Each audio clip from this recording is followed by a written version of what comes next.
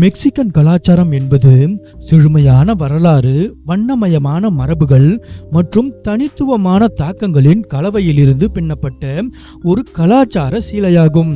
பண்டைய மாயன் மற்றும் ஆஸ்டெக் கலாச்சாரங்களின் இடிபாடுகள் முதல் நவீனகால திருவிழாக்கள் மற்றும் சியஸ்டாக்கள் வரை மெக்சிகோ அதன் குறிப்பிடத்தக்க பன்முகத்தன்மைக்காக தனித்து நிற்கிறது. மெக்சிகன் கலாச்சாரம் உள்நாடு மற்றும் ஸ்பானிஷ் காலனித்துவ பாரம்பரியத்தின் கலவையாகும். இது மெக்சிகோவுக்கு ஒரு தனித்துவமான அடையாளத்தை உருவாக்குகிறது மற்றும் உலகம் முழுவதும் அங்கீகரிக்கப்பட்டுள்ளது. உணர்வுகளுக்கு விருந்தளிக்கக்கூடிய மெக்சிகன் கலாச்சாரம் குடும்பத்தை மையமாக கொண்ட மதிப்புகள், இதயபூர்வமான விருந்தோம்பல், ஆழமாக வேரூன்றிய மத நம்பிக்கைகள் என எதுவாக இருந்தாலும் பிறர் கற்றுக்கொள்ளவும் பாராட்டவும் நிறைய விஷயங்களை வைத்துள்ளது. மெக்சிகன் கலாச்சாரத்தின் சாரத்தையும் ஆழத்தையும் கோடிட்டு காட்டக்கூடிய மெக்சிகோ மக்களின் இதயம் மற்றும் ஆன்மாவை பற்றி ஒரு பார்வையை வழங்கும் 18 ஆச்சரியமான உண்மைகளை இப்போது பார்ப்போம்.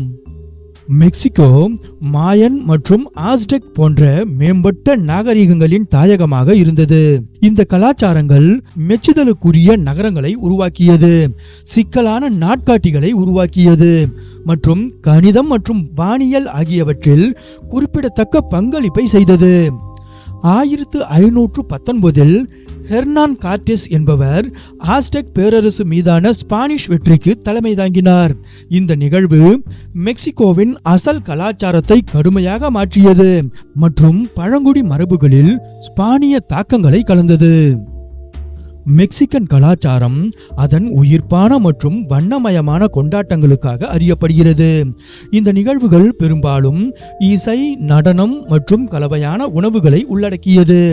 அந்த வகையில் தியா டே லோஸ் மர்த்தோஸ் எனும் திருவிழா நவம்பர் 1 மற்றும் 2 நாளில் கொண்டாடப்படுகிறது. இந்த விடுமுறை தின கொண்டாட்டம் இறந்த அன்புக்குரியவர்களுக்கு மரியாதை செய்ய கொண்டாடப்படுகிறது. இந்நாட்களில் குடும்பங்கள் தங்களது இறந்த அன்புக்குரியவர்களின் புகைப்படங்கள், விருப்பமான உணவுகள் மற்றும் சாமந்தி பூக்கள் ஆகியவற்றை வைத்து இறந்த ஆன்மாவை மீண்டும் இப்பூ உலகிற்கு வரவேற்கின்றனர். சின்கோ தே மாயோ என்பது மெக்சிகோவின் மற்றொரு முக்கிய விடுமுறை கொண்டாட்ட தினமாகும். இது 1862 மே 5 நாளன்று பியூப்லா போரில் பிரெஞ்சு படை மீது மெக்சிகன் ராணுவம் கொண்ட வெற்றியை கொண்டாடுகிறது. லஸ் பொசாதாஸ் இது இயேசுவின் பிறப்புக்கு முன்பாக மேரி மற்றும் ஜோசப் ஆகியோர் தங்குமிடம் தேடி அலைந்ததை மீண்டும் சித்தரிக்கும் 9 நாள் கொண்டாட்டமாகும். இதில் பங்கேற்பவர்கள் வீடு வீடாக பாடல் பாடியபடி போய் தங்குமிடம் கேட்பார்கள். 9ஆம் நாளன்று விருந்துடன் இந்த பண்டிகை முடிவடையும். மெக்சிகன் உணவுகள் பழங்குடி மற்றும் ஸ்பானிஷ் தாக்கங்களின் சுவையான கலவையாகும். இது அதன் அட்டகாசமான சுவைகள், கலப்படமற்ற உள்ளடக்கங்கள் மற்றும் பல வகையான உணவுகளுக்கு பெயர் பெற்றது. அந்த வகையில் டாக்கோஸ் என்பது மெக்சிகன் உணவு வகைகளில் பிரதான உணவாக உள்ளது. இது ஒரு கோதுமை தட்டைக்குள் இறைச்சி, பீன்ஸ், சீஸ் மற்றும் காய்கறிகள் போன்ற உள்ளடக்கங்களை வைத்து தயாரிக்கப்படும் ஒரு உணவாகும். மோல் என்பது ஒரு பாரம்பரிய மெக்சிகன் சாஸ் ஆகும். இது மிளகாய், சாக்லேட் மற்றும் மசாலா உள்ளிட்ட பொருட்களின் கலவையிலிருந்து தயாரிக்கப்படுகிறது. இந்த சாஸ் பொதுவாக கோழி அல்லது வான்கோழி இறைச்சியுடன் பரிமாறப்படுகிறது. டமாலேஸ் என்பது சோள மாவு தட்டைக்குள் இறைச்சி, சீஸ் அல்லது காய்கறிகளை வைத்து சுருட்டி பின்னர் வேக வைக்கப்பட்டு தயாரிக்கப்படும் ஒரு சுவையான உணவாகும். மெக்சிகன் கலை மற்றும் இசை நாட்டின் வரலாறு மற்றும் மரபுகளில் ஆழமாக வேரூன்றியுள்ளது. பல நூற்றாண்டுகளாக மெக்சிகன் கலாச்சாரத்தை வடிவமைத்துள்ள பல்வேறு தாக்கங்களை அவை பிரதிபலிக்கின்றன.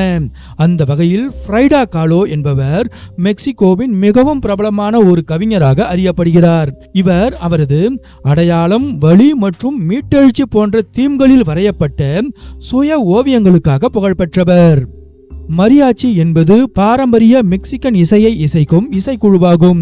இந்த இசை கலைஞர்கள் வயலின், ட்ரம்பட் மற்றும் கிட்டார் இசைக்கருவிகளை கொண்டு பாரம்பரிய இசையை இசைக்கின்றனர். மரியாச்சி இசைக்குழுக்கள் பெரும்பாலும் கொண்டாட்டங்கள் மற்றும் திருவிழாக்களின் போது இசை நிகழ்ச்சியை நடத்துகின்றன. சுவறுகளில் வரையப்படும் ஓவியங்கள் முரலிசம் என்று அழைக்கப்படுகின்றன. அந்த வகையில் மெக்சிகன் முரலிசம் 20ஆம் நூற்றாண்டின் தொடக்கத்தில் தொடங்கிய ஒரு கலை இயக்கமாகும். டயாகோ ரிவைரா, டேவிட் ஆல்ஃப்ரோ சிக்வேரியாஸ் மற்றும் ஜோஸ் கிளெமெண்டோ ஓரோசோகோ போன்ற கலைஞர்கள் சமூக மற்றும் அரசியல் கருப்பொருட்களை சித்தரிக்கும் பெரிய அளவிலான சுவரோவியங்களை உருவாக்கினர். மெக்சிகோவின் அதிகாரபூர்வ மொழி ஸ்பானிஷ் ஆகும். ஆனால் பல பழங்குடி மொழிகளும் இன்னும் பேசப்படுகின்றன. மெக்சிகோவின் இலக்கியம் வளமானது மற்றும் மாறுபட்டது. கதை சொல்லலின் நீண்ட வரலாற்றை கொண்டுள்ளது. 90% அதிகமான மெக்சிகன்கள் ஸ்பானிஷ் மொழியை பேசுகிறார்கள். இருப்பினும் நகோட் மற்றும் மிக்ஸ்டெக் உள்ளிட்ட 68 தேசிய மொழிகளும் உள்ளன. ஆக்டேவியா பாஸ் என்பவர் நோபல் பரிசு பெற்ற மெக்சிகன் கவிஞர் மற்றும் கட்டுரையாளர்.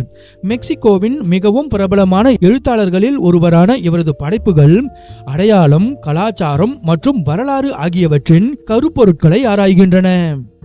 ஜுவானா இனேஸ் டெலா குரூஸ் என்பவர் 17ஆம் நூற்றாண்டை சேர்ந்த கன்னியாஸ்திரி ஆவார். ஒரு கவிஞரும் மற்றும் அறிஞருமான ஜுவானா மெக்சிகோவின் சிறந்த இலக்கியவாதிகளில் ஒருவராக கருதப்படுகிறார். இவரது படைப்புகள் பாலினம், அறிவு மற்றும் அதிகாரத்தின் கருப்பொருட்களை குறிக்கின்றன.